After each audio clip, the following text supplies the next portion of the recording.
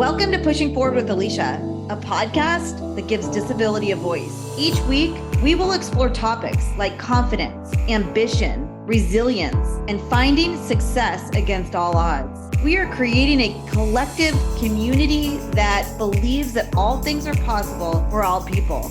Open hearts, clear paths, let's go.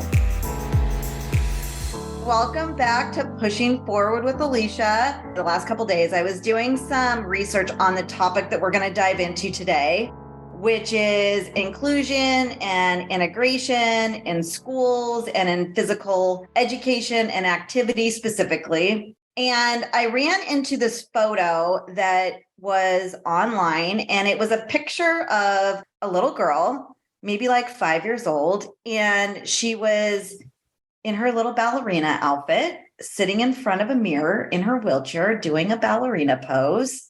It was adorable. And there was a quote from Magic Johnson that said, "All kids need a little help, hope, and someone that believes in them." This reminded me of my adapted PE teacher when I was in school. She taught me so many things. She taught me about advocacy and physical fitness and health and how to take care of my body. She taught me how to stretch. Some of the things that she taught me how to do as a little girl with a disability, I'm still doing today.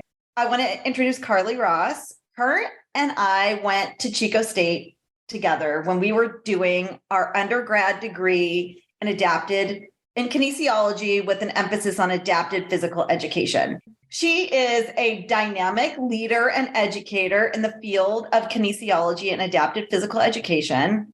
She's an international adapted physical education project coordinator, founder of Carli B Yoga, and is a certified yoga instructor who also has an adaptive yoga program.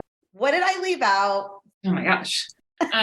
When you asked me to be a part of this, I was just so excited. Like you said, every time we get together, like I feel inspired and motivated every time we talk. And so I was just stoked to have this conversation and get to share our conversations with like more people. The fact that like maybe they'll listen is pretty awesome. So Thank you. You really hit those key points. I have been teaching in the kinesiology department, focusing on adapted physical education for 9 years at Chico State. I was out in the school district and I was teaching general physical education and also had a few students on IEPs, 504s. And so I was able to integrate them into my physical education classes. Can you share really quick what that is? Yeah. So for in a general physical education course, a student might have an IEP or a 504, which would be a programming for their physical education class. So they could get extra help, whether it be through an aide or kind of whatever their team decides. And they have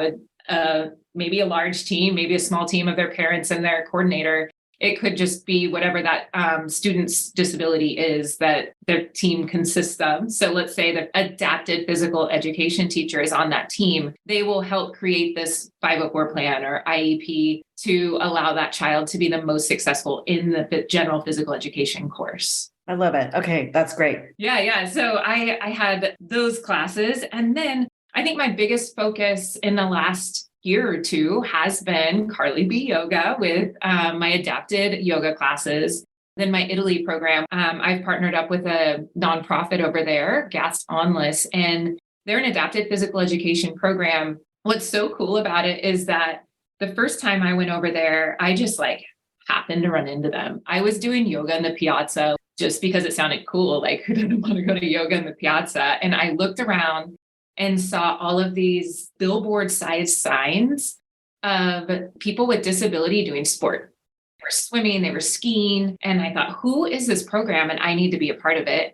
So I found the president and I asked, can I come volunteer? I volunteered with them for a year or for that summer and decided my students or our students at Chico State need to be a part of this. They need to see that this is an international issue that we need to bring to the table. In the summer, they do these sports camps where it's all abilities and they modify. We're walking through forests with everybody and swimming and paddleboarding and rock climbing climbing, and every single human is involved. And for our students at Chico State to get to come over and see the modifications they've used, the pieces of equipment that they are using, and bring it back to Chico and bring it back here, it's been a pretty amazing experience. So that has been a huge fire or passion for me. You're bringing back some of their practices from Italy back to Chico State. Yeah. Is there differences? Like, what are you seeing? The equipment has been different. We may not be able to like go purchase that piece of equipment, but it gives these students, these 10 students that went with me last summer, now they have that vision of what this piece of equipment did or how it was utilized. And now they can come back and kind of like build and modify within the equipment that we have to be able to like support a student in a chair coming on a hike with us that's not like a paved hike for their chair typically or whatever it might be. I love that. And it makes me think of one of the barriers in general physical education would be lack of proper equipment or adaptive equipment.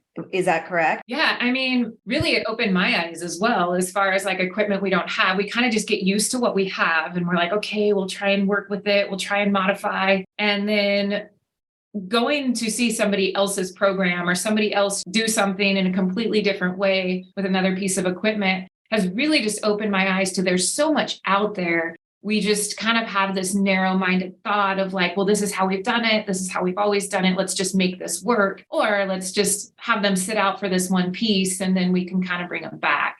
And you and I both know like my feeling on that of like, no one should be sitting out. Everybody should be in every single activity, and there are no excuses for not. What do you think is perpetuating that? I think fear of asking those participants or those students to, what if they fail? And then it's my fault. And then what if they get hurt? What if, they have never seen it done maybe correctly or done with a certain piece of equipment. And so they would rather played in that safety zone of like, I know that they're going to be okay seated or taking laps around the track rather than like, okay, are you okay with like maybe us transferring you to this and like your pants might fall off? I don't, like stop in a meeting. We'll go into some privacy. We'll make sure that you're comfortable in it. And then we'll see if it works. If it doesn't, then we'll get you back to where you're comfortable. Those little tiny baby steps of like getting out of that comfort zone or what's always been done is what's going to build you up to being just more progressive and ultimately having more movement. And I think that's the beauty of that quote is everybody needs a little help and a little bit of hope. And as educators, they have a responsibility to empower if we're allowing these students to navigate an unknown. So I think pushing the envelope of those societal norms right now for children with disabilities is highly important for them to branch out and really it's like the physical education is so important, but the social aspect and feeling included and feeling a part of a community and finding a way to accomplish things physically, maybe navigating, adapting it along the way, all of that. There's like such powerful tools in letting them just dive in and have the experience, right? 100%. I think the assumption is huge. That's where ableism comes in, like assuming, oh, they probably don't want to like get out and try it, or I just don't think they could do it. And so we're going to hold back from it. And just like the assumption tends to be negative at first. Yes. And just recently, it was at the beginning of the semester. So a few months ago, I was doing a little talk to a bunch of adapted physical educators in our community. And my talk was on adapted yoga. And it was so new for them, like, oh, they could do that. It was kind of like eye-opening for them. And I thought, oh my gosh, if this is eye-opening for adaptive physical educators who are definitely out there in the field and modifying and adapting daily, and they haven't quite put that yoga piece together, how far could we go with this? And like, it's the little types of, I think they were thinking, everybody assumes that yoga is just like these like crazy balance poses or what you see on Instagram. And when I walk them through this like 15-minute yoga session of breath work and focusing on your posture, it was like, a whole new world opened up for them. So I think it's just like putting it out there. That took no equipment. And it's just showing that our view of one sport, like volleyball or yoga or whatever sport it might be, is not the only way that it can be played or that it can be done. You are listening to Pushing Forward with Alicia, and we will be right back. Thanks for listening today. If you have an episode idea, know someone I should interview, or have a story that needs to be told, reach out to me at aliciaanderson.com. That's ALYCIA Anderson with an O.com. Click on podcasts. Welcome back to Pushing Forward with Alicia. What made you want to do this work?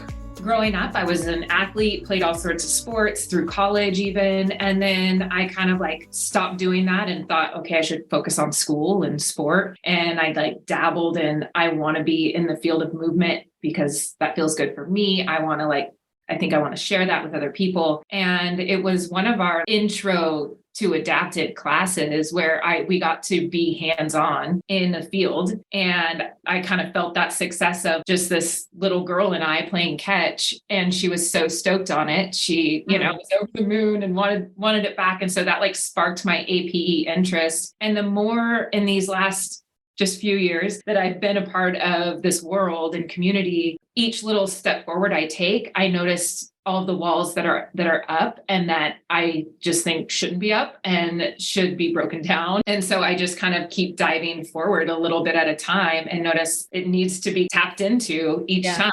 So with adapted yoga, I really wanted to teach adapted yoga.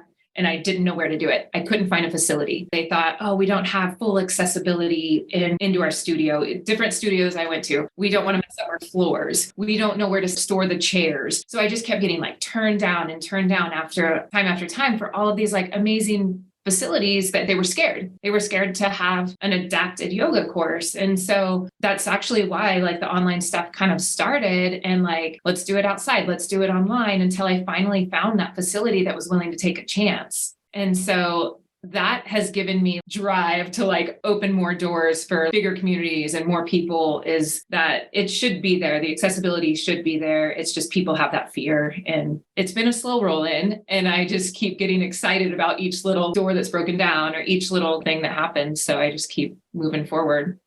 It's so amazing. That's creating that like place of belonging where you can kind of enter and not feel immediately kind of stressed that you have to have the answers to make everybody else feel comfortable. That's advocacy work.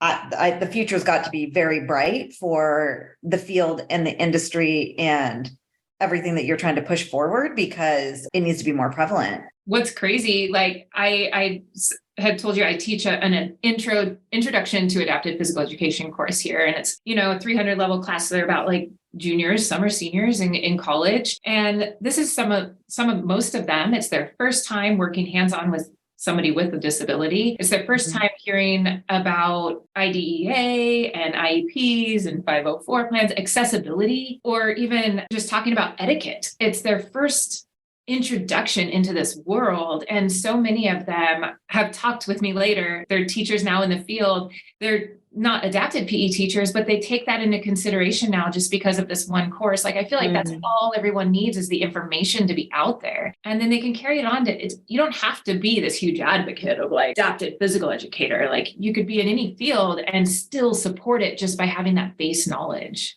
Totally. And first of all, just a quick mention, that is so cool that you're teaching the course that initially inspired you so many years ago that's a full circle moment, which I love seeing, like little breadcrumbs of connecting dots of your path, because that's a really cool story in itself. But I think that the key word that you just said for me is connection. And once you create a connection, emotional connection to putting in the work of inclusion, it becomes a lot easier to stop and pause and take the time. And, I just spoke at the California Association for Health, Physical Education, Recreation, and Dance. The attendees that I was speaking to were general ed physical educators, and they hired me to come in and talk about ableism. And when I got done with my keynote, I just had so many professionals walk up to me and say, this is the type of information and conversations that we need to have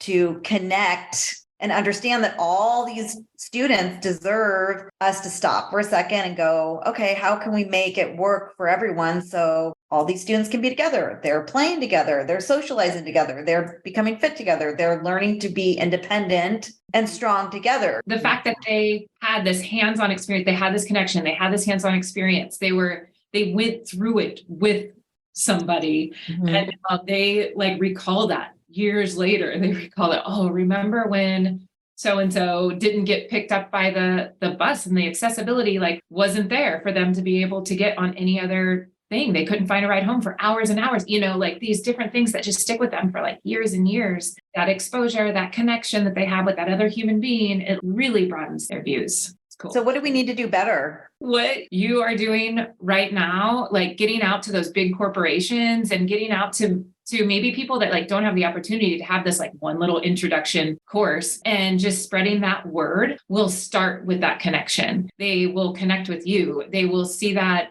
within the community now, and just have that on the forefront of their mind as they move forward within whatever career that they have. As far as adapted physical education, I mean, the exposure of more areas than just your little town or county or, state, get broader, get bigger, see what other people are doing, and then see the success they have had, and be open to potentially changing your program and being able to build as you see fit. You're doing that work of advancing that, which is amazing. Thank you. Yeah, I really felt it in Italy last summer. It was our first full program last summer. And I had one student come up to me on like an overnight, and he was really struggling. He was having one of the hardest, he said, 2 days of his life. And it's like, I just don't know if I want to do this anymore. I just, like I want to quit, but I know I can't. This is hard. And so I see him, I don't know, 6 months, 6 months later in the halls, and kind of ask him how things are going. And we brought up that moment that he had that really difficult time. And he said, I think about that all the time, and know now in these situations, it's so much easier, and I know I can get through it. And so like, it was just so cool to like bring up that like really tough moment that he had. He saw that he was capable of doing it, and then been able to take that on with him through school and now into his career. And so like, that was an eye-opening moment for me, is that they have some tough times over there, but they have all talked about bringing him back and bringing him to Chico, which feels pretty darn cool. Congratulations on all the cool stuff you're doing, Carli. It's so important. Physical education and movement was the single most foundational thing that I was ever taught in my entire life as a little kid with a disability, trying to figure out all of this. I just think the work that you're doing in emphasizing that to all of these many educators that you're touching now that are going out, and, they've got a real lifeline directly to help these kids. I learned to be strong and competitive and won with my chair through play. And that's like been a thing that is translated into my independence and my success in my life. So it's foundationally the most important thing that educators and parents and anyone out there that has any type of disability can try to dabble in some way that works for them, because it's powerful. It really is powerful. As we wrap up, we kind of like end with like a pushing forward like segment. Can you leave us with something that's beautiful and inspirational? On the spot. Let's see. I think I talked a little bit about being an athlete and playing volleyball through college. And the biggest thing I did was compare myself to others. I'm not as tall as them. I can't jump as high as them, whatever it might have been, the way I look in my uniform compared to them. And unfortunately, that was a lot of my younger years, was comparison.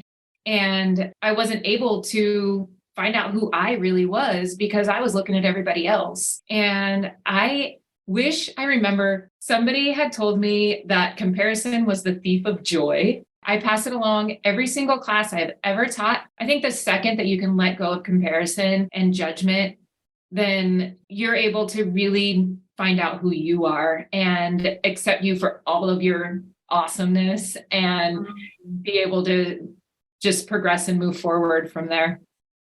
Oh, that's beautiful. I have written in my affirmation book that I look at every morning, it's none of your business what anyone else is doing. So true. So tell us how to find you, your website. Well, carlibyoga.com is my website, and Instagram and any of the things. It's Carli B Yoga.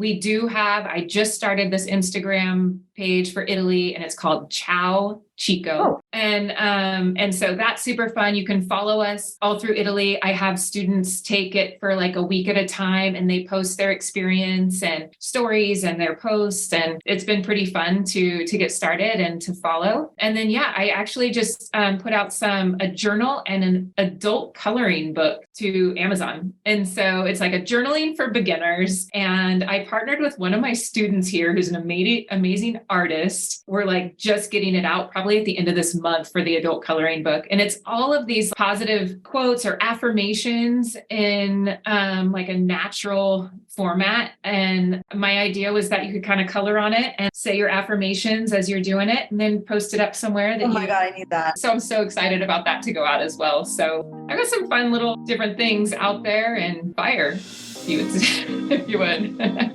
Just congratulations on all of your successes and the amazing work that you're doing. It's making such a difference. It's so important. It's so impactful. I'm so proud of you. I'm so proud that I'm your friend for so many years, and I love you. For everyone else out there, thank you so much for spending some time with us. This is Pushing Forward with Alicia, and that's how we roll.